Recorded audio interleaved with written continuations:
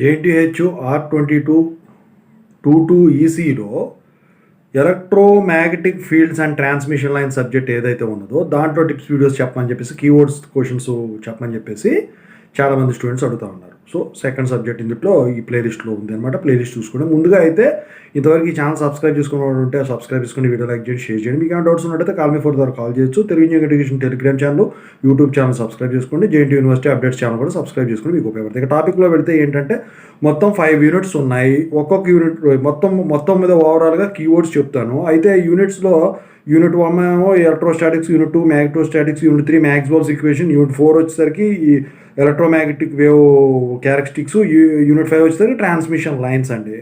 So ముందుగా short questions చూద్దాం. షార్ట్ క్వశ్చన్స్లో కీవర్డ్స్ ఏ క్వశ్చన్తో స్టార్ట్ అవుతాయో చూద్దాం. సో 4 కీవర్డ్లు అండి. ఇందులో ఇంపార్టెంట్ ఏ కూడా చెప్తాను. ఫస్ట్ కీవర్డ్ వచ్చేసరికి స్టేట్ ఉంది కదా, స్టేట్తో స్టార్ట్ అయ్యే question. For example state Faraday's laws అలా ఇవ్వచ్చు షార్ట్ క్వశ్చన్. స్టేట్తో స్టార్ట్ అయ్యే క్వశ్చన్ 5 యూనిట్లో అది, ఆ తర్వాత వాట్, ఆ తర్వాత డిఫైన్, ఆ తర్వాత లిస్ట్. ఇందులో ఎక్కువ శాతం వాట్తో స్టార్ట్ అయ్యే క్వశ్చన్సే ఎక్కువ ఉన్నాయండి. ఆ తర్వాత డిఫైన్ మీద అడుగుతాడండి. డిఫైన్ యాంపేర్ సర్క్యూట్లో, లేదా డిఫైన్ ఎలక్ట్రిక్ ఫీల్డ్ ఇంటెన్సిటీ ఇలా. ఆ తర్వాత థర్డ్ ఆప్షన్ స్టేట్ అండి. లాస్ట్లో వచ్చేసరికి లిస్ట్ అండి. ఓవరాల్గా ఈ 4 కీవర్డ్స్ షార్ట్స్.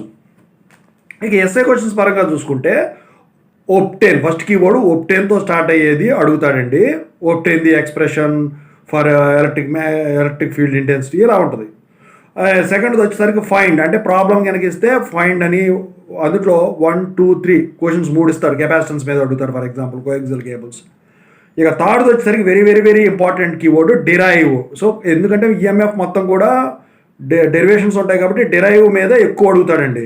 ఇక ఫోర్త్ వచ్చేసరికి స్టేట్ అండ్ ప్రూవ్, ఇది కూడా ఇంపార్టెంటే. స్టేట్ ప్రూవ్, స్టేట్ అంటే దాన్ని స్టేట్ చేయటం, ఆ తర్వాత ప్రూవ్ చేయటం. ఇక ఫిఫ్త్ వచ్చేసరికి స్టేట్ అండ్ ఎక్స్ప్లెయిన్, ఇది very very very important. State చేయాలి, ఎక్స్ప్లెయిన్ చేయాలి. ఇక సిక్స్త్ వచ్చేసరికి explain, very very very important.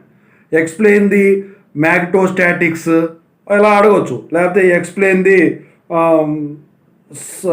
What we call dielectric media, లేదా explain the Faraday's laws of electromagnetic induction ఇలా అడగవచ్చు.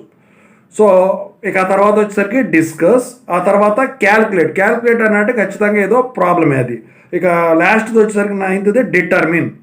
సో ఓవరాల్గా చూసుకుంటే ఇప్పుడు చెప్పిన కీవర్డ్స్ ఎస్ఎస్లో వచ్చేసరికి derive very important, state and prove very important, state and explain మీద వెరీ ఇంపార్టెంట్, ఎక్స్ప్లెయిన్ మీద వెరీ ఇంపార్టెంట్. ఇవే కీవర్డ్స్. ఓకేనా, ఇవి జాగ్రత్తగా చూసుకోండి.